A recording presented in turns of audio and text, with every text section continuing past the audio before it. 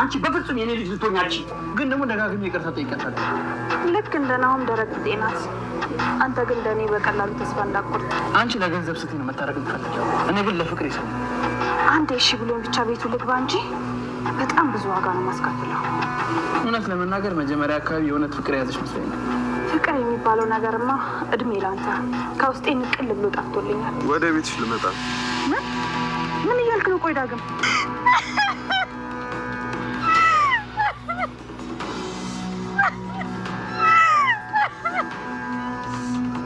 የልጅሽ አባት ልጅሽን ክዶሽ ማለት ምን አገባ? አርፌ ራስን ህይወት አትኖርም እንዴ? አሁን ከጠገቤ ዞር በለኝ። ይቅርታ፣ ከአንቺ ዞር ብል የልጁ ነፍስ ያሳሰኛል። በዛ ላይ ደግሞ ጫካ ውስጥ ከወንዶች ጋር ታይታለሽ ነው የሚባለው። በቃ ተሴ እኔ ነገሩን አስተካክል እመጣለሁ። አንተ ይጠብቅ። እባክህ ፈጣሪ ልጅ አንድ ነገር እንዳትሆንብኝ። ልጅቷ ግን እርዳታ የሚያስፈልጋት ይመስላል። እና ታዲያ አንተ ምን ቤት ነህ? ኤርሚያስ ተው እያልኩ እኮ ነው። እራሷን ልታጠፋ ስትል ደርሼላት ነው። ካላመንከኝ ደግሞ ያው ልትጣቸው የነበሩ መድኃኒቶች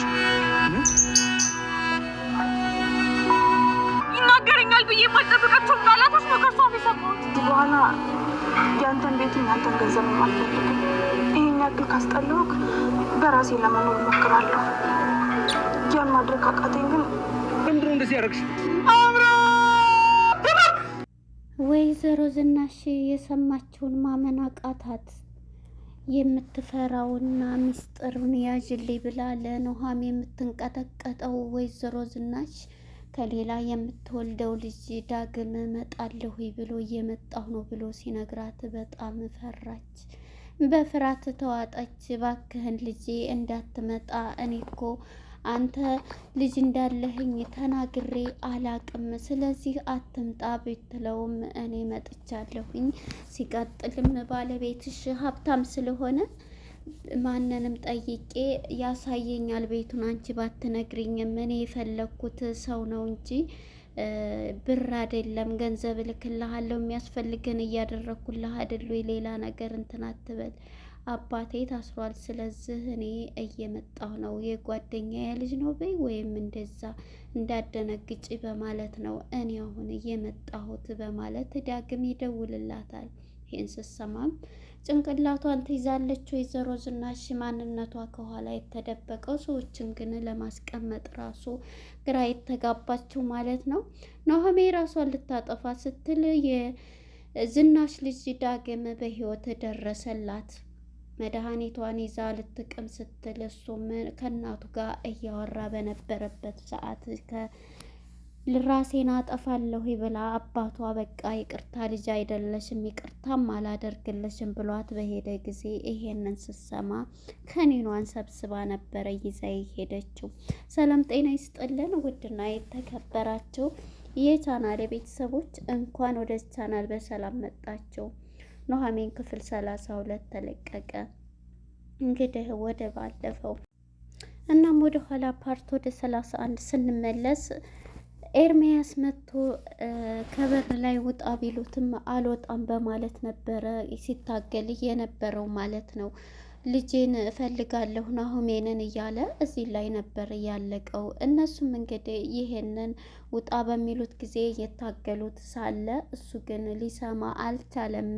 የዚህ ጊዜ ወደ 32 ስንመጣ ሰውየው አቶ ለይኩን እባክህን ውጣ ቢሉት እምቢ አለ። እናትየዋም ሆና ወይዘሮ ዝናሽ የዚህ ጊዜ መጥተው እንግዲህ አቶ ለይኩንም ኑሃሜንም መታ አንተን ባየሁት ሰዓት ልቤ ነው የሚሰበረው፣ ልቤን ሰብረኸዋል።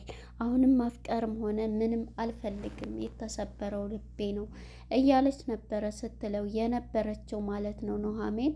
ይህንን ስትለው ውጣ በቃ ከሷ የምትለውን መልክት አይደለ ሰማ ውጣ እያሉት ነበር። እና እሱ ዝም ብሎ ሲገተር ሄዶ አቶ ለይኩን ሽጉጡን በማምጣት ግንባሩ ሊለው ሲል ውጣ ባክን እያሉ ገፍትረው ኤርሚያስን አስወጥቶት እየሮጠ ሲመጣ ሽጉጡን ይዞ እነሱ በሩን ዘግተው እንደገና ለይኩንን ወደ ቤት አስገብተውታል ማለት ነው። በጣም ይገርማል። እንግዲህ ኑሃሜም ባንቺ የተነሳ ነው እያየሽ ነው ቤቱ ሁላ ትርምስምሱ የወጣው። ኑሃሜን የምትባል ልጅ የለችኝም፣ እኔ የተሳሳትኩት አንቺን ከአያቶችሽ ጋር አምጥቼ እዚህ ትምህርት እንደሚያስተምር አምጥቼ እዚህ ያመጣሁሽ ጊዜ ነው ከገጠር እያሉ ነበረ። አዎ አባዬ ይቅርታ አድርግልኝ ብትለውም ጭራሽ ላይሽም አልፈልግም። እኔ አንቺን እኮ በክብር በብዙ ነገር ነው የምጠብቅሽ ነበር።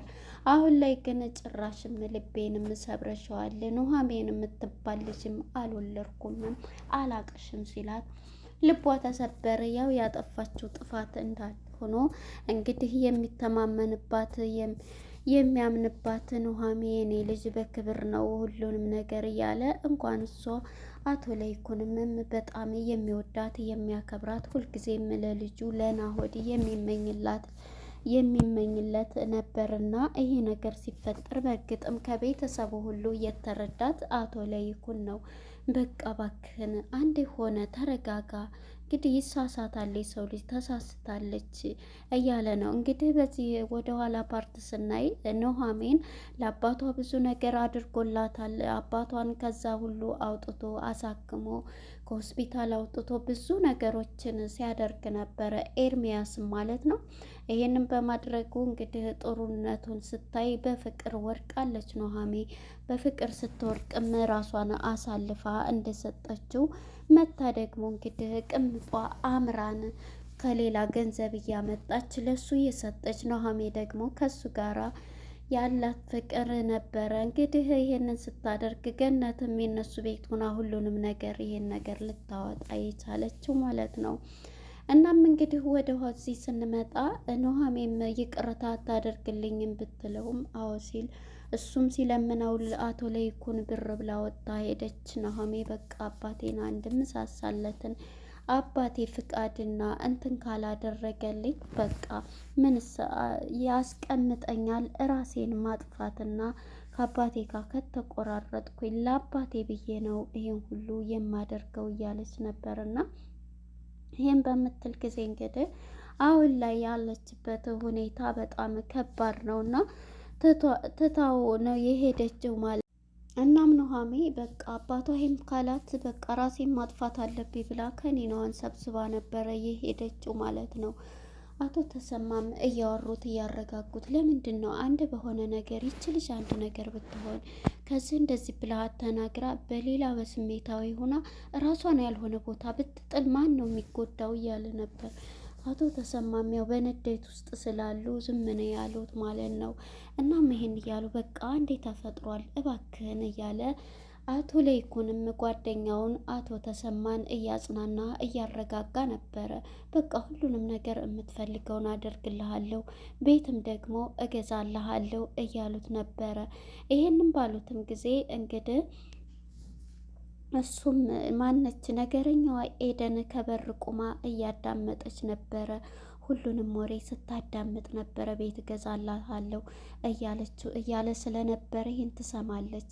ይህንን የሰማችው ኤደን ለወይዘሮ ዝናሽ ለመናገር ወሬ እየለቃቀመች ስለነበረ ዝናሽ ማን ነው እነ ለይኩን የሚያወሩትን ሁሉ እየሰማኝ ነበረ። በዚህ ጊዜ እንግዲህ እየሮጠች ትሄዳለች። እናደርግልሃለሁ እያለ ከመሀል ስልኩን ውሸቱን አቶ ለይኩን ስልክ ተደወለ ይልና ስልኩን ያነሳዋል። ስልኩን ሲያነሳው ወደ ጫካ ሄዳለች ኑሃሜን ራሷን ልታጠፋ ሄደች።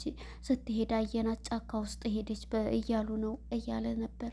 የዚህ ጊዜ እንግዲህ አባት ምንም ቢሆን የልጁን ምንም ቢሆን ይቅርታ መቀበል አለበት። ይህንን ሲል ወይኔ ልጅ እኔ እኮ ልጅ እወድሻለሁ ማናለኝና ነው እያለ ብቻውን ወደ ፈጣሪው መለመን ያዘ። ይህንን ያሉት ግን አቶ ለይኩን ራሳቸው ፈጥረው ስልካቸውን አንስተው ነበረ። እስኪ ልድረስላት ብለው በር ላይ ቁመው የሚሉትን እየሰማ ነበረ አቶ ለይኩን። አቶ ተሰማም ልጅ ይቅር በይኝ፣ እኔ እኮ ልጅ ተሳስተሻል፣ ግን አንቺን እንትን ለማለት ማን አለኝ ብዬ ነው ልጄም ሁሌ ነገሬም እኮ አንቺ ነሽ እያለ አባትየው መለመን ወደ ፈጣሪው ቀጸለ።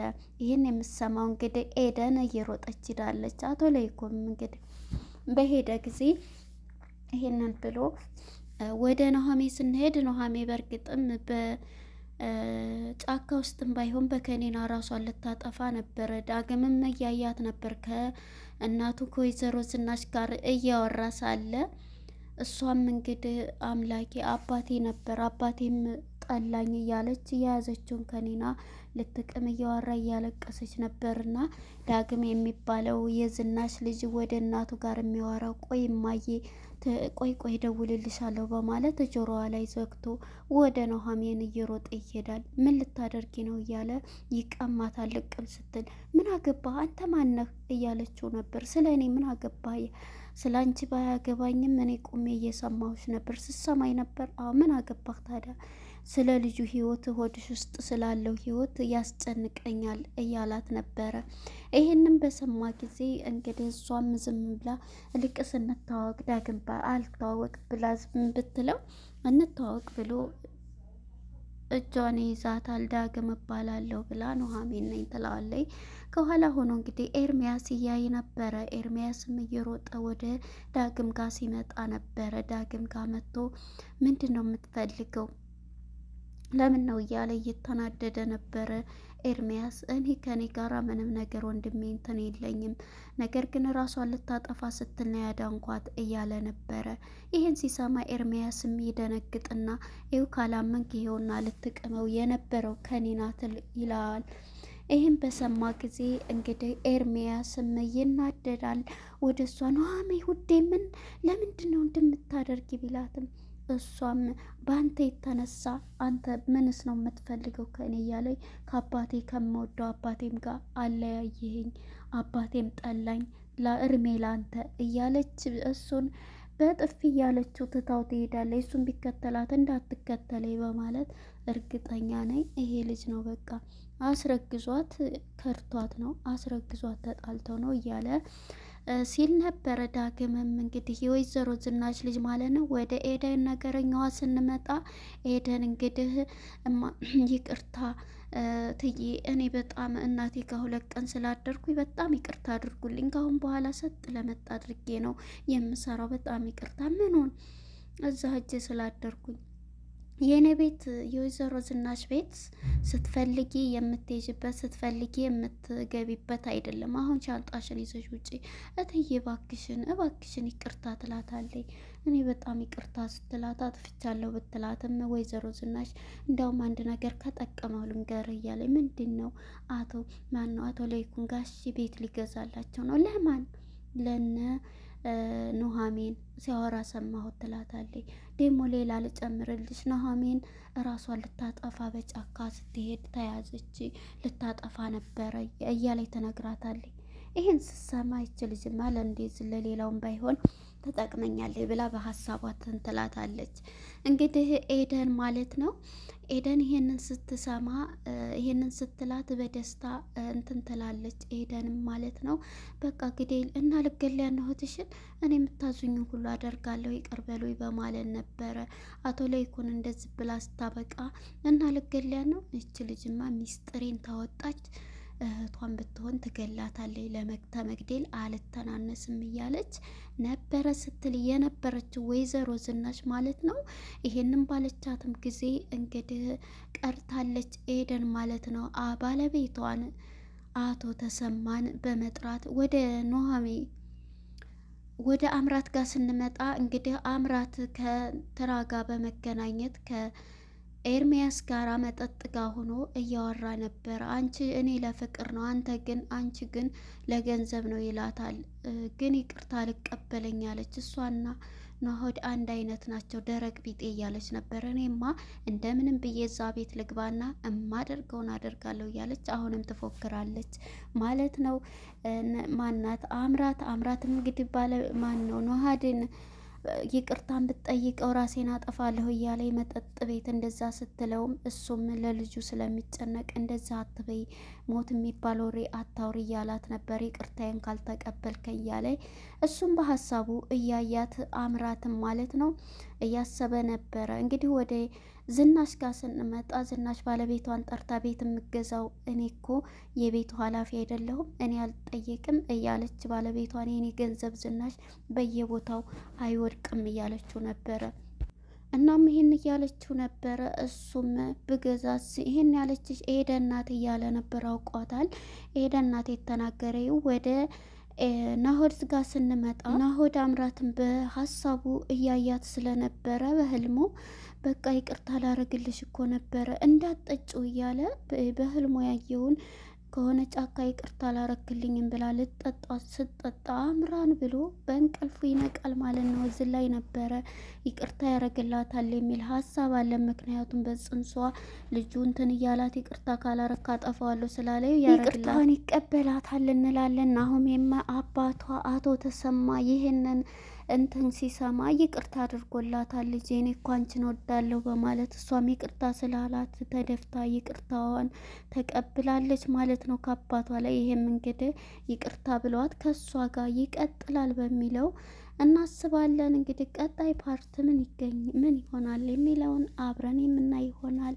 ስለነበረን ቆይታ እናመሰግናለን። በእርግጥ ኑሃሚን ብዙ አስተማሪ ነገሮች አሉ ከተገነዘብነው በጥቅምና በፍቅር ውስጥ ያለ አምራት አሁንም የምትፈልገው ገንዘብ ነው። ጽንሱም ይዛ እዛ ቤት ገብቼ እያለች የምትፎክር ናት። እሷ ለገንዘብ ኑሃሚን ለፍቅር አንድ ባንድ አስከፍላችኋለሁ እዛ ልግባና እያለች የምትፎክር ናት። እንግዲህ ለነበረን ቆይታ እናመሰግናለን። ባይ ባይ።